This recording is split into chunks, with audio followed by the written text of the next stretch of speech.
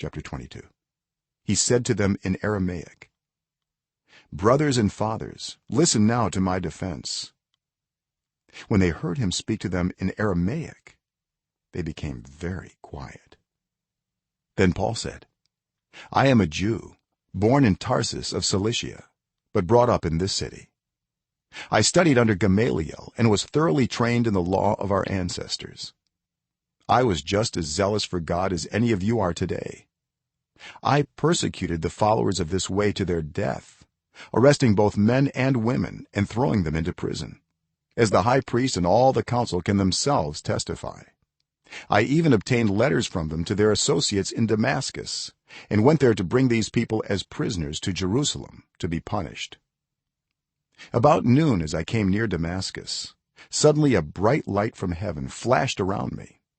I fell to the ground and heard a voice say to me, 'Saul, Saul, why do you persecute me?' 'Who are you, Lord?' I asked. 'I am Jesus of Nazareth, whom you are persecuting,' he replied. My companions saw the light, but they did not understand the voice of him who was speaking to me.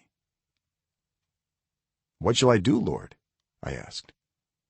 'Get up,' the Lord said, "and go into Damascus. There you will be told all that you have been assigned to do.' My companions led me by the hand into Damascus because the brilliance of the light had blinded me.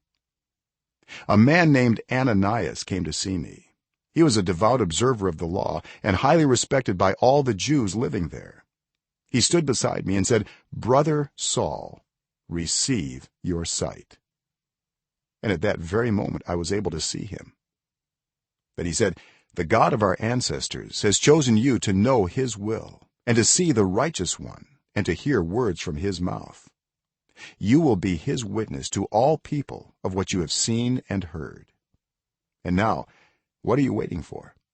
Get up, be baptized, and wash your sins away, calling on his name.' When I returned to Jerusalem and was praying at the temple, I fell into a trance and saw the Lord speaking to me. 'Quick,' he said, "leave Jerusalem immediately, because the people here will not accept your testimony about me.'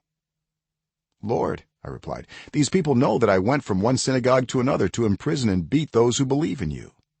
And when the blood of your martyr Stephen was shed, I stood there giving my approval and guarding the clothes of those who were killing him.' Then the Lord said to me, 'Go. I will send you far away to the Gentiles.'" The crowd listened to Paul until he said this. Then they raised their voices and shouted, "Rid the earth of him! He's not fit to live!" As they were shouting and throwing off their cloaks and flinging dust into the air, the commander ordered that Paul be taken into the barracks. He directed that he be flogged and interrogated in order to find out why the people were shouting at him like this. As they stretched him out to flog him, Paul said to the centurion standing there, "Is it legal for you to flog a Roman citizen who hasn't even been found guilty?" When the centurion heard this, he went to the commander and reported it. "What are you going to do?" he asked. "This man is a Roman citizen." The commander went to Paul and asked, "Tell me, are you a Roman citizen?" "Yes, I am," he answered. Then the commander said, "I had to pay a lot of money for my citizenship." "But I was born a citizen," Paul replied.